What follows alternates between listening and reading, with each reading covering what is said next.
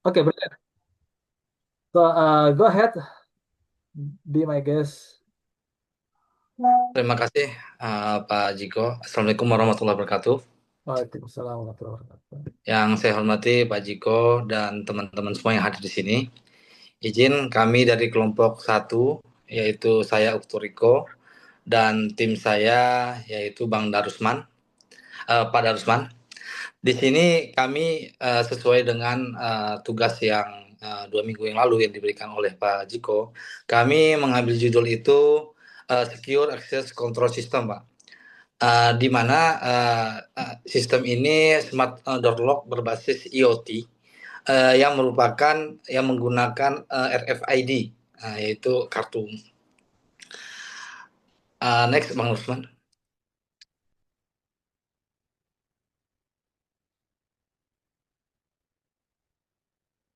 Ya, dari sistem yang kami buat itu kebutuhannya itu 8 komponen, Pak. 8 komponen yang harus dirangkai, minimal 8 komponen yang harus dirangkai untuk mampu mengontrol akses yang visible. IoT sendiri dia apa cukup bagus di dalam sistem ini. Kemudian dari itu kami menggunakan juga RFID. Di samping itu kita juga bisa menyambungkan di uh, di web, di web, di web gitu, Pak. Untuk next. Nah, tujuan dari sistem yang kami buat ini, yang pertama itu adalah untuk menyediakan sistem kontrol akses pintu, Pak, otomatis yang pastinya akan aman gitu. Kemudian menggunakan teknologi RFID untuk autentifikasinya. Yang ketiga itu mendukung kontrol akses melalui web.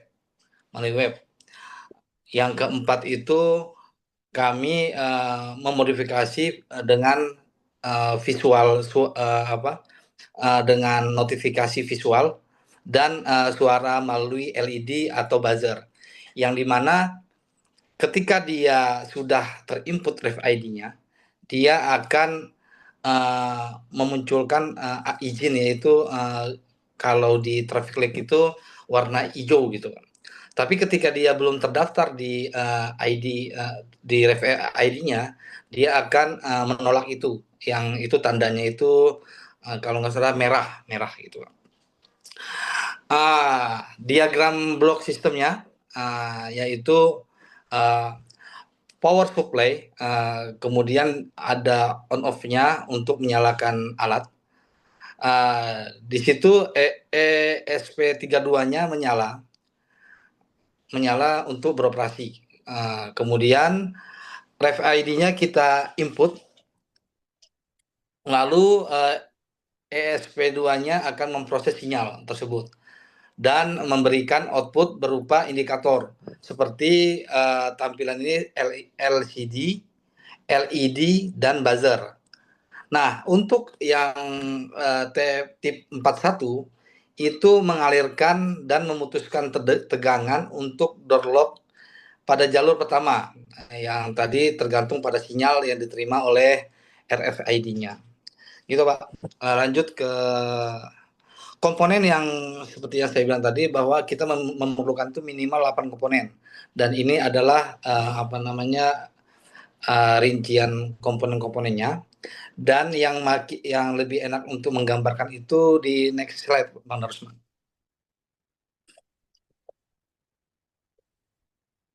Nah, ini adalah komponen-komponennya. Yang pertama itu uh, pass button, ya Bang Darusman, yang warna hijau ditunjukkan. Kemudian ada RFID-nya yang itu adalah RFID-nya. Kemudian ada SP32 yang besar itu. Yang keempat itu ada LED traffic light. Ini yang akan membuat uh, ketika dia hijau dia berarti sudah terdaftar, dia ketika dia merah dia belum terdaftar untuk aksesnya. Kemudian yang lima itu ada door lock. yang ini.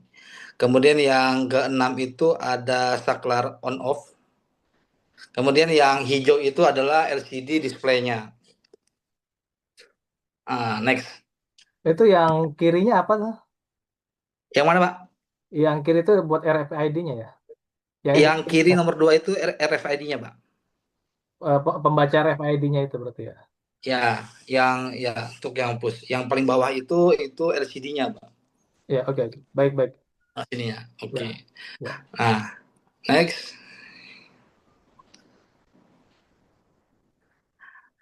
Ini alur yang seperti yang tadi di diagram blok sistem. Ini yang udah kita jelaskan tadi. Kemudian lanjut lagi, Bang Darsman. Nah, ini kelebihannya, Pak. Kelebihannya itu eh, yang pertama itu integrasi hardware dan software secara lengkap. Kemudian dikembangkan menjadi sistem skala besar juga bisa, karena ini kebetulan komponen juga banyak di itu ya. Kemudian open source dan edukatif. Kemudian dukungan IoT-nya bisa dikembangkan ke cloud atau ke mobile apps. Oke. Oke, lanjut.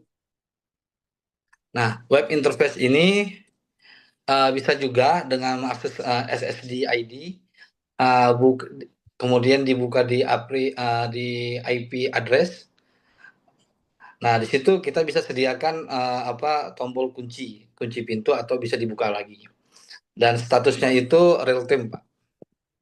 Bisa buat banyak pintu juga. Bisa tergantung alat yang kita pakai sih. Kalau kami itu sekarang masih pintu satu, Pak. Pintu satu. Oke. Jadi misalnya kalau misalnya pintu satu ya itunya satu, Pak. Nanti kalau pintu dua berarti kayak CCTV gitu, Pak. Ref ID-nya masing-masing. Iya, maksudnya Uh, kan dia ada web interface-nya itu idealnya kan kita kayak misalnya keperluan di hotel gitu ya, pintu ya, kamarnya banyak, betul. biar bisa dipantau siapa yang masuk, siapa yang keluar Siapa gitu. yang masuk dan kodenya berapa gitu, Pak. Iya, Betul, ya. Pak. Itu Nah, masing-masing. ya. Oke. Oke, lanjut, Mbak. Ini untuk penutupnya, kelebihannya itu bisa menghadirkan solusi kontrol akses berbasis IoT yang ekonomis dan fleksibel. Cocok untuk digunakan seperti di rumah, kemudian di kantor, yang seperti Bapak tadi di hotel, itu juga bisa digunakan dengan cara ya seperti biasa di input seperti kita di hotel itu. Kemudian implementasinya juga teknologi dan sistem keamanannya juga, Pak. Gitu. Terkait tampilan secara utuhnya akan disampaikan oleh Pak Darusman gimana proses dari mulai awal sampai dengan akhir dari program kami, Pak, atau dari proyek kami. Baik, Silakan Pak Darusman. silakan. Saya pengen lihat demonya. Ya, Pak. Langsung di sini juga Pak di PowerPoint juga. Baik Pak, Assalamualaikum warahmatullahi wabarakatuh. Terima kasih atas waktunya Pak Dr. Jiko dan Bang Ukto yang menyediakan waktunya untuk saya. Jadi mohon izin Pak dan Pak Jiko dan teman-teman, saya izin menjelaskan sedikit Pak ya demo proyek kita. Jadi yang pertama ini kita verifikasi kode. Jadi takutnya kode kita itu ada yang error. Kemudian setelah ini kita upload programnya itu ke ISP 32. Jadi secara garis besar sih kita masih memerlukan arahan dan bimbingannya Pak. Jadi kita itu masih pakai kontrolnya itu bisa pakai handphone sama website, cuman pakai IP lokal dari si ISP-nya gitu Pak. Dan kemudian untuk kemungkinan untuk monitoring itu kita belum sampai ke sana Pak. Yang login siapa, yang ini siapa, yang Nah, penting ini apa sebentar. namanya apa namanya jadi kita itu udah misalkan kita punya tab satu kartu, jadi itu bisa yang pertama itu kita daftarin buat kartu master, kemudian kita kalau misalkan kita ngetab lagi yang kedua dengan beda kartu, itu jadi kita tab lagi yang kartu master tersebut biar kartu yang kedua itu bisa terdaftar seperti itu. Oke, coba langsung aja deh. Oke. Iya, Bikin tapi dokumentasinya seperti ini, Pak. Itu apa tuh pas ditempel apa tulisannya jadi apa? Jadi kalau pertama itu ngetab yang kartu pertama itu kartu master, Pak. Jadi kartu buat mendaftarin kartu-kartu yang lain gitu. Seperti itu. Oh gitu. Oke. Ya. Jadi kalau misalkan kita ngetab pakai kartu master, kartu yang udah didaftarin otomatis pintunya terbuka seperti itu. Oke. Baik, baik. Jadi Oh, kalau misalkan pintunya terbuka bagus, itu bagus. otomatis LED-nya itu warna hijau, Pak. Kalau misalkan tertutup LED-nya warna kuning. Nah, kebetulan LED-nya baru datang, Pak, barusan. Oke, Jadi oke. saya program juga sih, cuman saya belum demokan video ini. Baik, baik. Jadi bisa kita Ini cukup eh, bagus ya. Biasanya di ESP juga ada fitur ininya kan. Dia buat IoT-nya ada yang open source juga. Jadi kita ngakses IP address gitu. Jadi kita bisa modify, configure web app-nya gitu. Udah sampai situ belum? ya. Kalau apa namanya bikin website seperti ini, Pak, tampilan seperti ini apa gimana? Kayaknya ada yang bawaan deh. Ada aplikasi bawaan dia apa bisa bisa bind sama ESP-nya. Terus jadi bisa dipakai buat develop lebih jauh gitu. Bisa buat statusnya terlihat di aplikasi gitu kan. Oh, yang masuk siapa, kartu apa gitu, Pak ya. Ya statusnya kan ada masuk keluar gitu misalnya. Tapi nggak apa-apa. mungkin dari itu Pak ya, dari RFID-nya ada muncul kode ini keluar atau masuk gitu Pak. Di ininya di apanya di kan kita develop supaya bisa dipantau dari jauh ya. Ya, betul. Ah, coba kalau emang kalau belum coba cari ininya apa webnya yang connect dengan ESP32 itu supaya bisa jalan konsep IoT-nya gitu buat pemantauan. Ya, Oke. Nah, seperti contoh Nanti yang F380 yang untuk CCTV gitu Pak ya. Jadi ada webnya gitu atau gimana Pak? nggak kayak buat CCTV. Ada. Coba cari. PR. Ya, Maksudnya itu kan sebenarnya tinggal diinstal webnya, terus ESP32 kan udah ada bawaan ininya ya iya, buat iya. buat ngirim sinyal-sinyalnya ya. Nah, coba gimana supaya bisa Iya, dikonfigur. Oke, apa namanya? itu dulu karena gantian sama teman-teman yang lain. Tapi so Pak, far terima kasih, Pak. very good and congratulations buat Pak Darsman dan Dr. Riko. Terima kasih, great ya applause Pak. teman-teman. Silakan Terima next kasih. grup 2. Pak, Pak Jiko mohon izin Pak. Saya Ya, ada keperluan rumah sakit Pak. Izin kalau silakan. ya baik. Ya, Baik Pak, terima saya kasih pikir banyak kita Pak. kita cuma presentasi aja hari ini. Eh, Mungkin yang materi kita akan gabung aja nanti pas pertemuan pekan depan ya. Nggak apa. Ya, baik Pak. Ya, great applause. Silakan.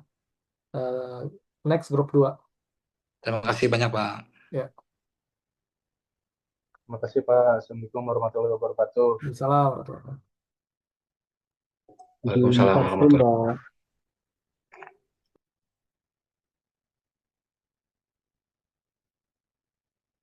Silakan next. Ada Pak Kirso masuk nih. Saya belum lihat ngabsen, tapi nggak apa, saya akan absenkan. Kalau ada yang belum absen, saya bisa absenkan atau teman-teman silakan absen di Elnus.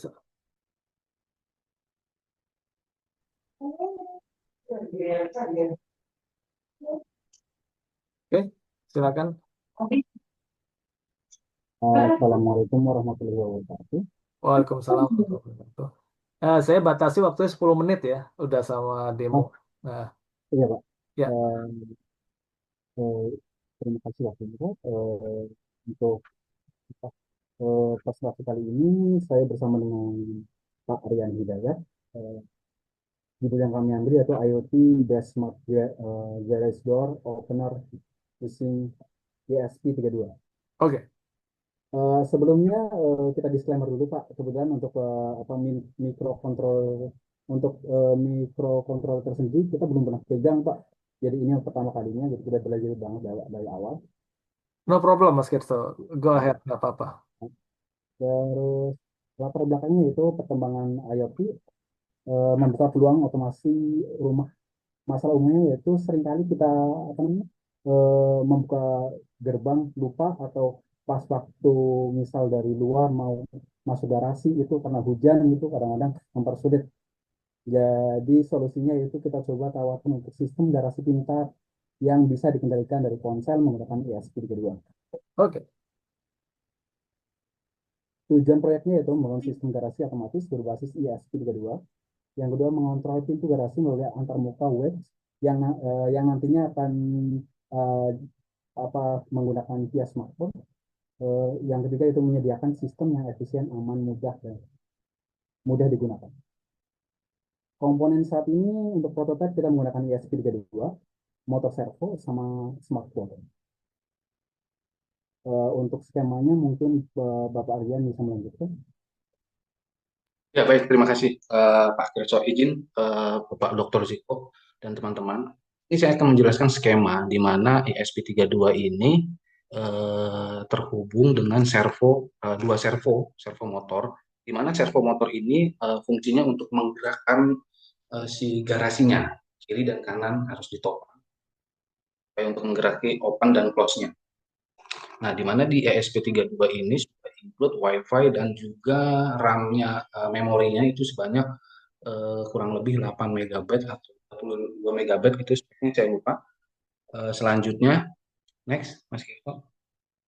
Nah, ini goals-nya untuk proyeknya kita, Pak. Mana ketika mobil sudah sampai, kemudian si pemilik rumah atau supir membuka aplikasi via web, nanti bisa di-share ke desktop juga di smartphone-nya. Kemudian dia klik tab untuk membuka garasi, selanjutnya mobil masuk, selanjutnya untuk klik close untuk menutup garasi. Selanjutnya, Mas Kirko. Nah, di sini progresnya Pak, di mana compile codingnya itu. Nah, setelah di-compile, kemudian codingannya itu di-upload. Nah, di sini saya menggunakan kami menggunakan HTML5 dengan Bootstrap, di mana untuk websitenya ini responsif. Jadi ketika buka di handphone ataupun laptop juga menyesuaikan dengan tampilannya, device-nya. Nah, di sini berhasil dan koneksi sukses. Selanjutnya kita buka IP address yang diberikan oleh si Arduino-nya. Nah, ini tampilannya, tampilan mobile apps-nya. Nah, di mana ketika kita klik buka, nah ketika klik buka dia akan bergerak. Nah, open dan close. Nah, seperti ini Pak. Ya. Ya. Oke, terima kasih. Mohon tanggapan dari teman-teman dan Bapak Ziko. Silakan. Oke, bagus banget ya. Menarik. Ada itu mobil-mobilan sendiri itu bisa jalan. Jadi, Itu mainan anak saya. I mean, eh, sebagai pemula saya ngerti. I mean, you already give so much effort for this. Big A plus for you guys. Congratulations. Mungkin saya pengen tanya-tanya sedikit ya karena saya lihat cukup menarik. Ya, itu connect dari IoT ke HP-nya pakai apa itu? Kan tadi kayaknya Pak Darusman eh, saya minta bisa sampai sejauh itu ya, bisa bisa dilihat dari jarak jauh. Harusnya kan begitu ya. Nah, mungkin bisa di-sharing ke teman-teman pakai apa itu ininya apa ngonfignya. Untuk config-nya ini, Bapak, si ESP32 ini kan sudah dilengkapi dengan memori dan web Ya, servernya itu kita upload di sini dengan koneksi di sekitaran rumah. Karena kalau misalkan bisa dimonitoring dari luar itu, kalau menurut saya ya nanti bakal ada kesalahan. Karena kan dia fungsinya untuk buka dan tutup garasi. ya. Oke, jadi itu Itu sih. dia connect-nya apa pakai sama dalam satu WiFi yang sama jadi bisa terhubung atau gimana sih? Iya, harus dengan WiFi yang sama. Karena dia Oke. eh, lokal ya jatuhnya ya. Oke, jadi kalau saya ngakses apa sistem IoT-nya apa di ESP-nya itu emang dia ada SIM card-nya atau apa? Atau apa? Jadi di ESP32 yang kami punya ini ada WiFi-nya Pak. Jadi Oke, ada di wifi. codingnya Oh, dia izin, nangkap ah, ah, nangkap wifi. Oke. iya Terus? izin share codingnya Pak. Nah, sedikit ini di mana sudah terinclude WiFi. Nah ini codingannya, Ya, ya, servonya ini define di pin-pinnya yang di ESP32-nya kan ada pin-pinnya tuh Pak. ya, ya, ya. Maksudnya, nah ini Jadi WiFi connect-nya ini Pak nih. Nah Oke. WiFi connect ini, ini Ya, dengan SID ya karena WiFi di rumah saya atas nama ini dan passwordnya ya, Marian 25. Nanti ya. disesuaikan. Oke, oke. Seperti Ini itu. teman-teman jadi tahu nih passwordnya. Oh nggak apa-apa Pak. Oh, nggak Kalau apa. mau main ke rumah silakan. Oke, siap, siap. Oke Baik, oke. baik. Oke. Ini codingannya. Very good ya. Saat apa challenge-nya waktu bikin aplikasi ini? Kalau dari saya pribadi itu ketika pas ngoding si ininya Pak nih, si ESP32 dengan servonya ini ada kesalahan di pinnya. Pinnya ini kok nggak connect. Ternyata di codingnya, di setnya itu dari ini udah bantu sama ChatGPT ya, karena saya Ya, belum pernah sama sekali ngoding soal ini. Selanjutnya Mas Kirso bilang, coba Mas Rian cek di codingnya, ini pinnya pin udah sesuai atau belum. Oh ternyata ada salah saya nyoloknya. oke. Harusnya di 13, nah di situ kesalahannya. Yang kedua juga di UI UX di bawaan dari ChatGPT itu kan sangat kurang responsif gitu Pak. Jadi challenge-nya itu saya belajar HTML dan Bootstrap lagi Ya. untuk deploy si ininya, servernya. Itu juga dibantu sama Mas Kirso tuh. Siap, siap, luar biasa. kalau Eh, dari tim kalau saya kita Pak izin. menggunakan seperti GPT, mungkin kita coba bandingkan hasilnya dengan GPT lainnya karena cukup banyak opsinya. Ada Qwen, ada DeepSeek, eh, Oh, atau coba Claude ya. Tapi Claude ini berbayar ya. Tapi so far berbayar. cukup powerful dalam coding. Maksudnya Hmm. kadang-kadang GPT memberikan coding dan kita coba error dan kita perlu coba 2 kali, 3 kali, 4 kali baru resolve gitu masalahnya. Tapi Cloud tuh errornya lebih jarang, errornya lebih dari pengalaman gitu dan dia bisa langsung bikin aplikasinya dia bisa juga. Wow. Jadi asal kita promnya cukup baik gitu kan, dia bisa sampai UI-nya cukup baik tuh bisa juga dia bikin gitu kan. Eh, Cuma challenge-nya adalah paling ini apa kita harus paham gimana nanti harus taruh ke servernya gitu. Mungkin perlu knowledge tambahan soal itu. Tapi yang saya apresiasi teman-teman, waktu kita tidak panjang untuk membuat ini, tapi you did it, you make it, kalian cukup berhasil dalam hal ini. Oke, next. Terima kasih ya Mas Rian sama Mas Kirso. Sama Pak. Next, Thank you Pak. Terima kasih kelompok tiga, Pak. go ahead.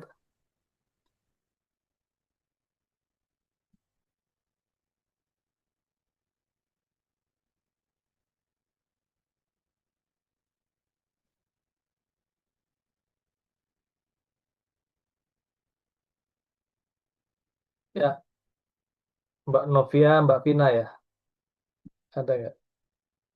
Baik, izin share screen ya, Pak. Silakan Mbak Novia.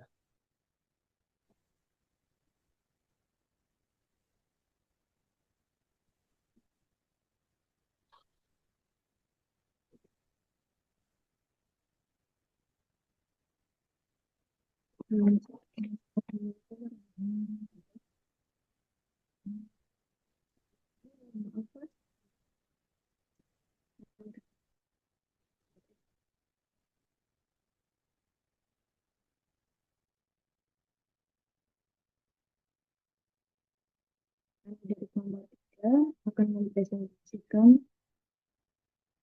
Halo, ada, terdengar jelas kak suaranya? Oke, silakan Halo, Mbak Novia, silakan. terdengar ya Pak ya? Ya lumayan, lumayan. Kami akan menjelaskan aspek yang aspek relevansi buat Suaranya kecil sekali Mbak Vina. Mohon maaf. Mbak Novia, Mbak Vina suaranya kecil.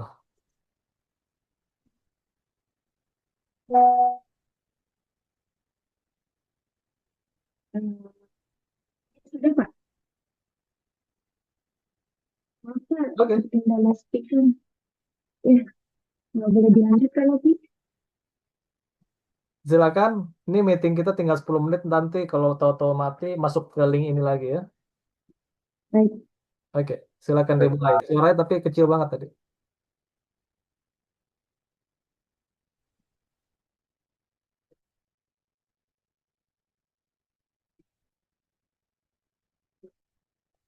dengan latar belakang sistem hidroponik sangat bergantung pada kualitas larutan nutrisi seperti suhu, kandungan zat terlarut atau TDS, dan ketinggian air. Parameter-parameter ini harus dipantau secara berkala untuk memastikan tanaman tumbuh optimal. Namun, pemantauan manual seringkali tidak efisien, lambat dalam merespon perubahan, dan rawan kesalahan pencatatan. Sebagai solusi, dikembangkan sistem monitoring otomatis berbasis Internet of Things atau IoT menggunakan ESP32 yang dapat membaca data sensor secara real time. Data dikirim ke platform Cloud First Base sehingga dapat dipantau dari jarak jauh melalui internet. Sistem ini juga dilengkapi dengan autentikasi pengguna First Base sehingga hanya pengguna yang sah yang dapat melihat data miliknya sendiri. Dengan pendekatan ini, pemantauan hidroponik menjadi lebih praktis, akurat, dan aman. Kemudian, tujuan proyek. Yang pertama, tujuan dari proyek ini adalah untuk mengembangkan sebuah sistem pemantauan kualitas air berbasis Internet of Things atau IoT yang dirancang khusus untuk sistem pertanian hidroponik. Secara lebih spesifik, ada 3 tujuan yang ingin dicapai. Yang pertama, kami ingin membangun sebuah perangkat berbasis microcontroller ESP32 yang mampu membaca data dari beberapa sensor, yaitu sensor suhu, sensor TDS untuk mengukur zat terlarut, dan sensor ultrasonik untuk mengukur ketinggian larutan nutrisi. Semua data ini akan diproses secara linear. Kemudian, tujuan kedua, mengirimkan data tersebut secara otomatis ke cloud. Dalam hal ini menggunakan First Base Rating database agar bisa dipantau dari jarak jauh kapan aja dan di mana aja. Kemudian yang ketiga, kami juga menekankan aspek keamanan data. Maka dari itu, sistem ini dilengkapi dengan fitur autentikasi pengguna menggunakan First Base Authentication. Artinya, hanya pengguna yang sah atau yang sudah login yang bisa mengakses data miliknya sendiri. Dengan begitu, sistem ini tidak hanya praktis dan efisien, tetapi juga aman dan cocok untuk mendukung pertanian modern berbasis teknologi.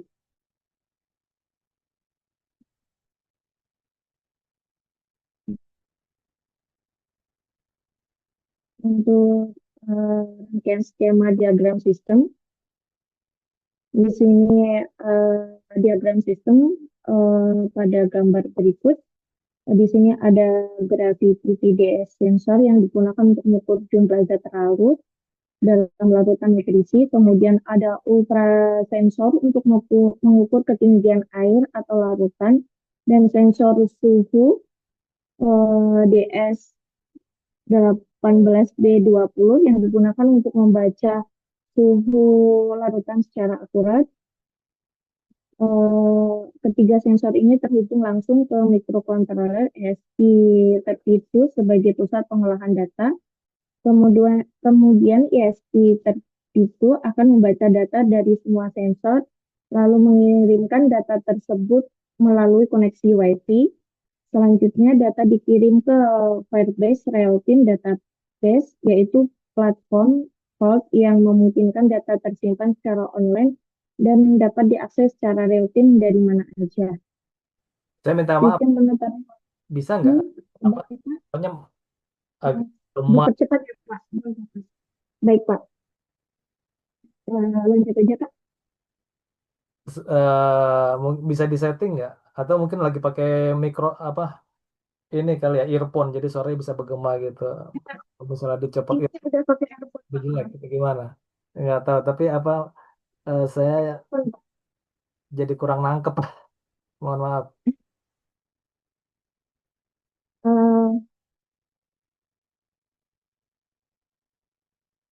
Mohon maaf Pak, ini sudah pakai earphone. Ya, kalau misalnya nggak pakai earphone, misalnya bisa mungkin lebih jelas. Mungkin nanti laptopnya suaranya agak berisik gitu Pak. Sebentar saya coba ya Pak. Ya, sayang, habis ini materinya bagus, tapi teman-teman mungkin kesulitan menangkap pesannya gitu. Baik Pak. Ya, mungkin buat teman-teman yang lain, pastikan buat presentasi apa audionya. Halo Pak, terdengar jelas? Ya, sekarang jelas. Ya, Baik. Langsung lanjut aja ya Pak ya, mohon ya maaf. silakan. Kemudian untuk rangkaian sensor, ini foto ini menunjukkan perangkat keras utama dari sistem, yaitu microcontroller ESP32 yang terhubung dengan 3 sensor utama, sensor suhu DS18B20, sensor TDS gravity, dan sensor ultrasonic URT. Setiap sensor mendapatkan tegangan 5V secara paralel dari ESP32. Dari data sensor ini akan dibaca dan dikirimkan secara berkala ke platform server base untuk dipantau secara real time oleh pengguna. Kemudian sistem ini juga dirancang untuk efisien energi dan kestabilan sinyal pembaca dengan koneksi kabel jumper yang rapi dan aman. Kemudian di sini ada TDS sensor, kemudian sensor ultrasonik, kemudian ada sensor suhu dan juga ESP32. Dengan skema rangkaian menunjukkan bagaimana masing-masing sensor dihubungkan ke ESP32. Kemudian sensor suhu DS18B20 dihubungkan ke pin GPU 4 menggunakan komunikasi one wire dan membutuhkan resistor pull up 47K. Kemudian sensor TDS Gravity dihubungkan ke pin analog GPU 39VP untuk membaca nilai ppm larutan. Kemudian sensor ultrasonic URT digunakan untuk mengukur ketinggian air dan terhubung ke pin URT ESP32 RE ke GPU 16 dan TE ke GPU 17. Semua sensor disuplai oleh tegangan 5V dengan cara paralel dan jalur GDN yang sama untuk memastikan kestabilan operasi.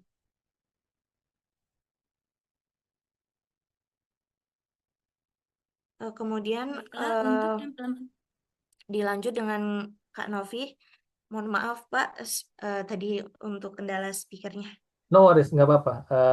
Ini waktunya tinggal dikit lagi. Nanti kalau tahu-tahu putus, bisa masuk ke link yang tadi sudah dikasih. Tapi bisa nggak saya ditunjukin langsung demonya deh? Demonya ya Pak ya.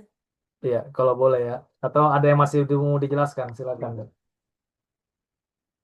Bentar Pak. Langsung ke kodenya boleh ya Pak ya? Kode dan Firebase-nya. Oke, boleh, boleh.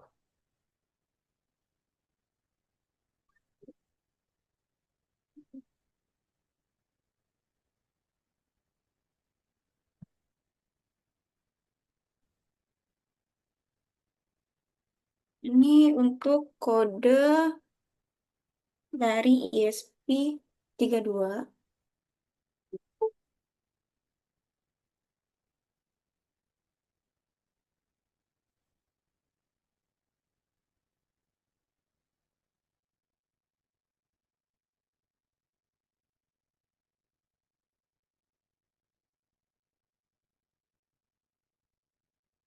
Ini lagi proses running apa nih ceritanya nih?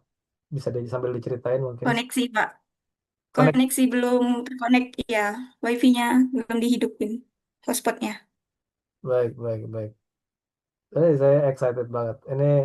Ini temanya dari mana? Apa saya ngasih tema ini atau ini tema sendiri?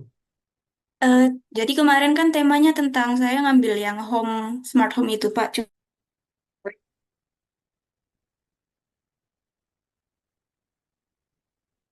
Nah, Ini dari codingannya, ini sudah berjalan. Dari sini kita bisa lihat data yang terkirim.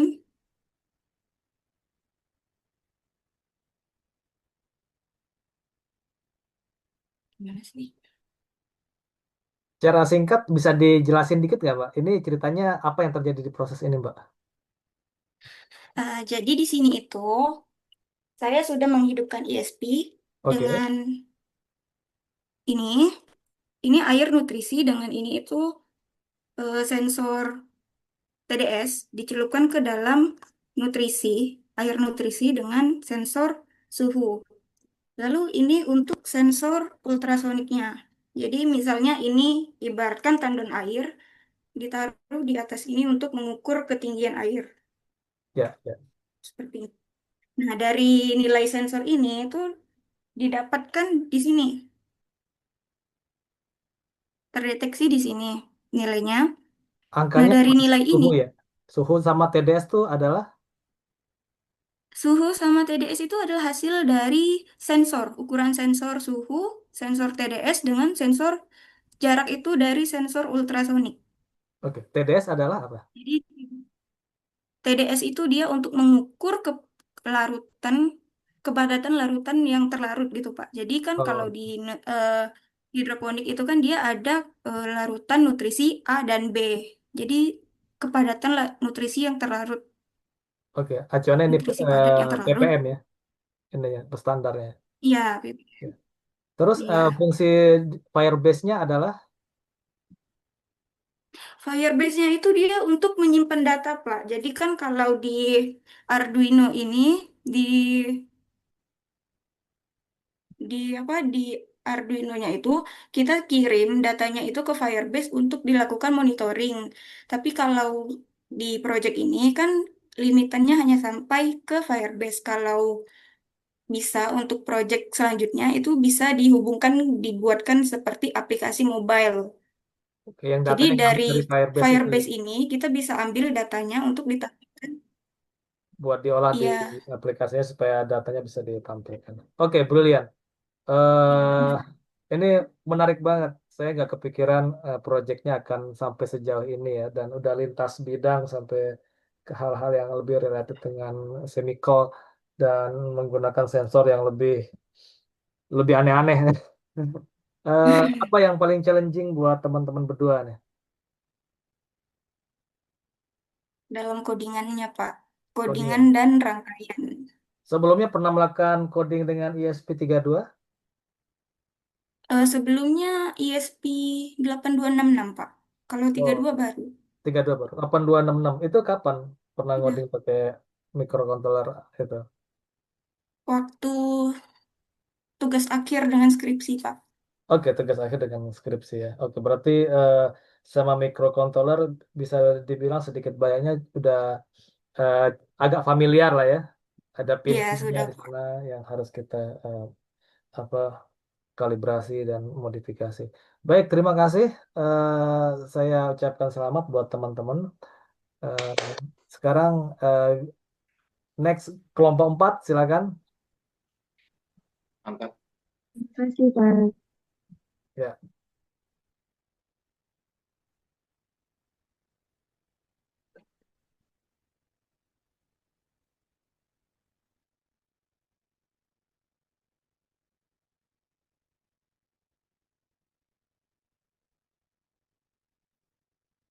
timnya Maviro ya dan Pak Boy. Baik, izin share screen ya Pak ya. Silakan Mbak Maviro.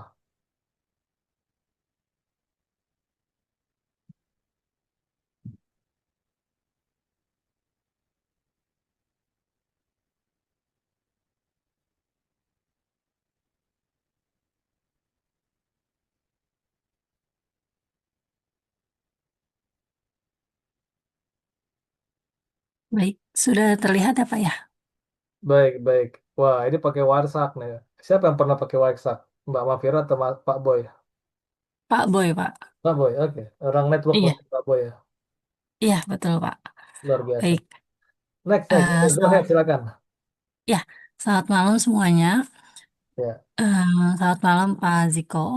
Kali ini saya ingin presentasikan untuk proyek kami yaitu ESP32 Wi-Fi Packet Sniffer Serial and Web-based Menu for Wireshark Analysis, yaitu analisis lalu lintas jaringan Wi-Fi untuk deteksi ancaman. Baik, di sini untuk pendahuluan kami ialah untuk yang pertama, poin pertama, keamanan cyber sangat penting di era digital yang serba terhubung. Untuk poin kedua, jaringan Wi-Fi sering menjadi target serangan cyber. Untuk poin ketiga, packet sniffer ini digunakan untuk menganalisis lalu lintas data dalam jaringan. Mohon maaf, untuk keempat dapat mengungkapkan aktivitas mencurigakan atau potensi kebocoran data. Untuk poin 5 yaitu penggunaan packet sniffer memiliki dua sisi, yaitu ethical hacking untuk mengamankan sistem ataupun black hat hacking untuk mencuri data atau menyerang sistem. Untuk poin keenam yaitu penting memahami cara kerja dan risiko packet sniffer untuk menjaga keamanan jaringan. Mungkin apa itu packet sniffer? Di sini adalah alat atau perangkat lunak yang digunakan untuk menangkap, memantau, ataupun menganalisis lalu lintas data yang melewati jaringan komputer. Alat ini memungkinkan pengguna untuk melihat isi paket data, termasuk asal tujuan dan pengiriman IP address, jenis protokol yang digunakan, lalu isi data jika tidak terenkripsi. Contoh software yang populer kami pakai itu Wireshark. Tampilan GUI-nya lengkap, sangat populer untuk analisis mendalam. Lalu untuk tools-nya, kegunaannya ada GUI Analyzer, sangat populer. Sistem operasinya bisa Windows, Linux, atau Mac OS. Lalu selanjutnya tujuan penggunaan sniffer yaitu etis seperti tadi white hat untuk mendeteksi serangan seperti ARP spoofing atau keamanan jaringan. Lalu tidak etisnya yaitu black hat, mencuri data sensitif, password, cookie, ataupun melakukan penyadapan ilegal. Di proyek kami ini, uh, pada sniffer packet IP Wi-Fi menganalisis isi paket, IP control, seperti yang tadi saya garis informasikan. Untuk yang ketiga dapat disimpan dalam format file PCAP untuk analisis forensik dan dua mode penggunaan, yaitu koneksi serial USB ataupun menu web. Untuk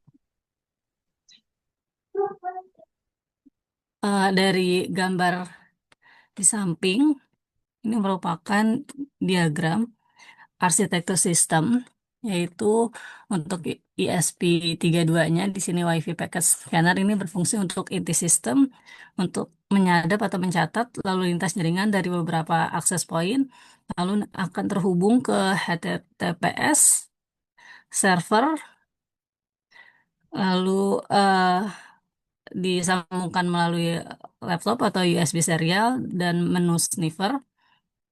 Lalu untuk IP-nya, access point-nya, titik koneksi Wi-Fi yang menjadi target sniffing. Lalu ESP-nya dapat menangkap sinyal dari banyak EP secara bersamaan. Lalu akan ada menu sniffer sebagai web interface-nya, digunakan browser Chrome. Lalu untuk penggunaannya diakses dari laptop ke ESP32 melalui jaringan lokal. Untuk PCAP file, di sini hasil tangkapan yang paket disimpan dalam format .pcap. Dapat diunduh dan dianalisis lebih lanjut menggunakan Wireshark di komputer. Jadi Seperti yang itu. produce PCAP-nya dari ESP32-nya itu ya, yang Iya, dimodifikasi. betul, Pak. Oke, Ya, keren, luar biasa itu. untuk menu koneksinya pada serial USB, ini merupakan codingannya. Lalu ada menu help, list, help untuk bantuan, list untuk menampilkan SD card, mount, PCAP untuk file PCAP-nya, lalu sniffernya, lalu unmount-nya. Di sini menu koneksi serial USB-nya dalam tampilan menu help. Mohon maaf Pak, untuk demonstrasi kami belum merekam demonstrasinya Pak. Jadi hanya codingannya saja seperti itu. Lalu ini menu koneksi dalam menu list, ini menu mount-nya, ini menu PCAP file open-nya. Ini sniffer start-nya, ini file close-nya, ini file summary-nya. Ini merupakan menu koneksi web menunya pada tampilan utama. ESP32 sniffer ada list files dan open files. Ini list filesnya, ini open filesnya, lalu ini menu start sniffernya, lalu ini menu sniffer runningnya. Jika sniffer starting, Wi-Fi and web service turn off and will resume after the process is finished, then close the file to save. Lalu ini menu save PCAP filenya. Lalu ini menu listnya, ada beberapa list PCAP-nya. Lalu ini tampilan pada menu WordSearch-nya. Lalu ini summary file PCAP-nya dari web menunya. Lalu ini merupakan risiko dan dampak keamanan. Yang pertama, penyalahgunaan dapat melanggar privasi pengguna. Yang kedua, data sensitif bisa bocor atau kredensialnya data login. Yang ketiga, menimbulkan kerugian besar jika digunakan untuk spionage atau pencurian data perusahaan. Seperti itu, cukup sekian dari kelompok kami, Pak. Kurang lebihnya mohon maaf. Assalamualaikum warahmatullahi wabarakatuh. Waalaikumsalam warahmatullahi wabarakatuh. Sayang sekali kita nggak bisa lihat demonya, tapi terus terang sampai saat ini saya belum nangkep ini cara kerjanya bagaimana, terus apa yang dihasilkan dari itu. Mungkin nggak jadiin dalam satu kalimat. Ini seperti sebenarnya ngapain aplikasi ini? Iya, untuk aplikasi ini sebenarnya untuk mendetek jika ada gangguan terhadap Wi-Fi-nya seperti itu, Pak. Oke, jadi deteksinya itu didetek oleh ESP32 terus dianalisa dengan WhatsApp gitu. Gitu ya. Iya, betul, Pak. Oke. Seperti itu, Pak. Baik, terus fungsi ada webnya itu untuk memberikan kesimpulannya gitu. Yang Iya, dan benar dalam user interface-nya aja gitu sih, Pak. interpretasi.